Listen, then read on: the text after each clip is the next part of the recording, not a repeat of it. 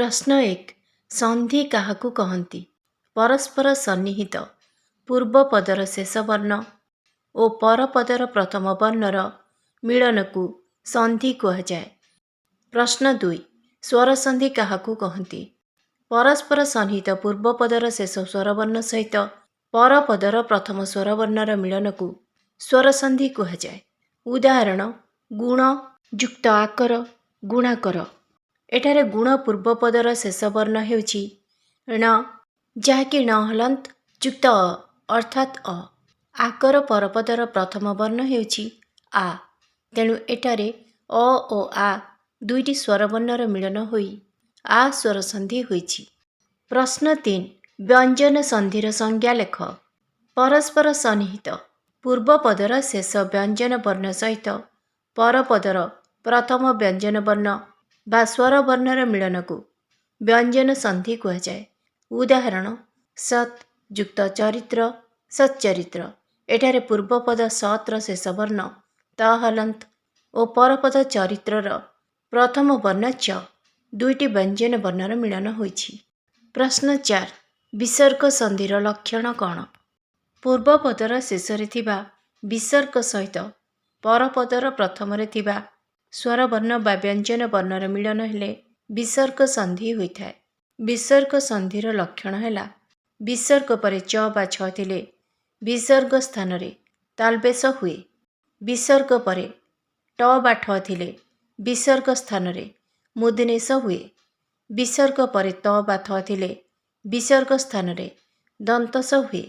स हलंतरूपी विसर्ग परे अ वर्गर तृतीय चतुर्थ पंचम वर्ण किंबा ज र ळ ब ह थिले विसर्ग स्थान रे ओ हुए। र हलंतरूपी विसर्ग परे स्वर वर्ण वर्गर तृतीय चतुर्थ पंचम वर्ण ज र ळ ब ह थिले विसर्ग स्थान रे र हुए। र हलंतरूपी विसर्ग परे र थिले विसर्ग रे थिबा र हलंतर लोप हुए और विसर्ग पूर्ववर्ती स्वरर दीर्घ हुए। विसर्ग परे अभिन्न अन्य स्वर वर्ण थिले विसर्गर लोप हुए। विसर्ग परे क प फ थिले विसर्ग स्थान रे स हलंत हुए। स्थल विशेष रे एही स हलंत सत्व विधि अनुसार मूर्धन्येश मध्य हुए। प्रश्न 5 संधि विच्छेद कर। एठारे केतेगुड़िए शब्द रही वर्तमान आमे से शब्द गुड़िकर संधि विच्छेद करिबा। देवर्षि देवयुक्त ऋषि। सदाचार सत् युक्त आचार। सूच्यग्र सूचि युक्त अग्र। स्वागत सुयुक्त आगत। गायक गई युक्त अक। उज्ज्वल उत् युक्त ज्वल। जगन्नाथ जगत युक्त नाथ। शिष्ट शिष युक्त त। धनुष्टंकार धनु युक्त टंकार। मनोवांछा मनः युक्त वांछा। स्वर्गत सह युक्त गत। निर्देश निहि युक्त देश। प्रश्न 6 संधि कर। प्रति युक्त अह प्रत्यह। सम युक्त हति संहति। महा युक्त उदधि महोदधि। उत् युक्त छेद उच्छेद। राजा युक्त ऋषि राजर्षि। उत् युक्त हार उद्धार। दिक् युक्त अंत दिगंत। धनु युक्त पाणी धनुष्पाणी। अनु युक्त ऐषण अन्वेषण। ततः युक्त अधिक ततोधिक। भौ युक्त उक भावुक। मुहु युक्त मोहु मुहुर्मुहु। प्रश्न 7 भ्रम संशोधन कर। एठारे केतेगुड़िए शब्द रही से शब्द गुड़िकरे बनानगत त्रुटि रही। वर्तमान एही शब्द गुड़िको आमे संशोधन करी एहीपरि भावरे लेखिबा। शब्द गुड़िको संशोधन करी लेखिले सेगुड़िक हेब जतीन्द्र बागीश उल्लास उच्छृंखल विच्छेद शिरश्छेद मनोरंजन। प्रश्न 8 निम्नलिखित प्रतिधाड़ी रे थिबा भिन्न धर्मी शब्दटी को बाछ। क अस्ताचल नीलाचल हिमाचल सीमाचल। भिन्न धर्मी शब्दटी हेउछि सीमाचल। ख सुक्ति मुक्ति साधोक्ति बधोक्ति। भिन्न धर्मी शब्दटी हेउछि मुक्ति। ग दिगंत दिग्बलय ଜଗନ୍ନାଥ ଦିଗ୍ଗଜ। ଭିନ୍ନଧର୍ମୀ ଶବ୍ଦଟି ହେଉଛି ଜଗନ୍ନାଥ। ଘ ଉଚ୍ଚାସନ ଉଚ୍ଚାରଣ ଉଚ୍ଛେଦ ଉଚ୍ଛନ। ଭିନ୍ନଧର୍ମୀ ଶବ୍ଦଟି ହେଉଛି ଉଚ୍ଚାସନ। ମ ଦୁଶ୍ଚିନ୍ତା ଦୁସ୍ତର ଦୁଶ୍ଚେଦ୍ୟ ନିଶ୍ଚୟ। ଭିନ୍ନଧର୍ମୀ ଶବ୍ଦଟି ହେଉଛି ନିଶ୍ଚୟ।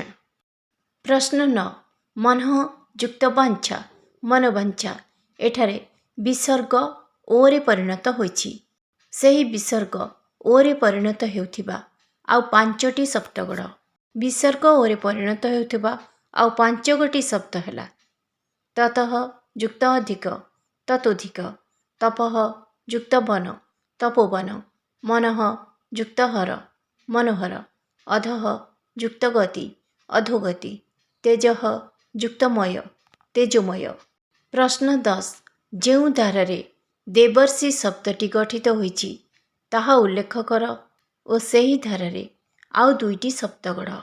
ଦେବର୍ଷି ଦେବଯୁକ୍ତ ଋଷି। ଏଠାରେ ପୂର୍ବ ପଦର ଶେଷ ବର୍ଣ୍ଣ ଅ, ପରପଦର ପ୍ରଥମ ବର୍ଣ୍ଣ ରୁ। ଅ ବା ଆ ପରେ ରୁ ଥିଲେ ଦୁହେଁ ମିଶି ଅ ହୁଅନ୍ତି। ଏହି ର ଅ ପୂର୍ବ ବର୍ଣ୍ଣରେ ଓ ର ହଲନ୍ତ ରେଫ ହୋଇ ପରବର୍ଣ୍ଣରେ ଯୁକ୍ତ ହୁଏ। ଏହି ଧାରାରେ ଗଢ଼ା ହୋଇଥିବା ଆଉ 2ଟି ଶବ୍ଦ ହେଲା ରାଜର୍ଷି ରାଜାଯୁକ୍ତ ଋଷି, ମହର୍ଷି ମହାଯୁକ୍ତ ଋଷି। ପ୍ରଶ୍ନ 11 ନିମ୍ନରେ ବାମ ପାଖରେ କେତୋଟି ଶବ୍ଦ ଦିଆଯାଇଛି?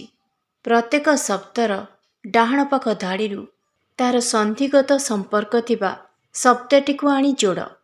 କ ପରୀକ୍ଷା ନିରୀକ୍ଷା, ଖ ମହୋଦଧି ମହୋତ୍ସବ, ଗ ଅନୁଚ୍ଛେଦ ବିଚ୍ଛେଦ, ଘ ଜଗନ୍ନାଥ ଜଗନ୍ମୋହନ, ଙ ନିଷ୍ଫଳ ନିଷ୍ପାପ।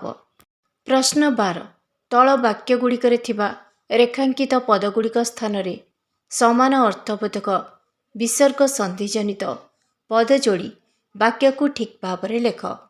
କ ହରି ଜଣେ ଲୋଭଶୂନ୍ୟ ମଣିଷ, ହରି ଜଣେ ନିର୍ଲୋଭ ମଣିଷ। ଖ ପରମେଶ୍ୱରଙ୍କର ଆକାର ନାହିଁ, ପରମେଶ୍ୱର ନିରାକାର। ଗ ଧନବିହୀନ ଜୀବନ ନିରର୍ଥକ ଅଟେ, ନିର୍ଧନ ଜୀବନ ନିରର୍ଥକ ଅଟେ।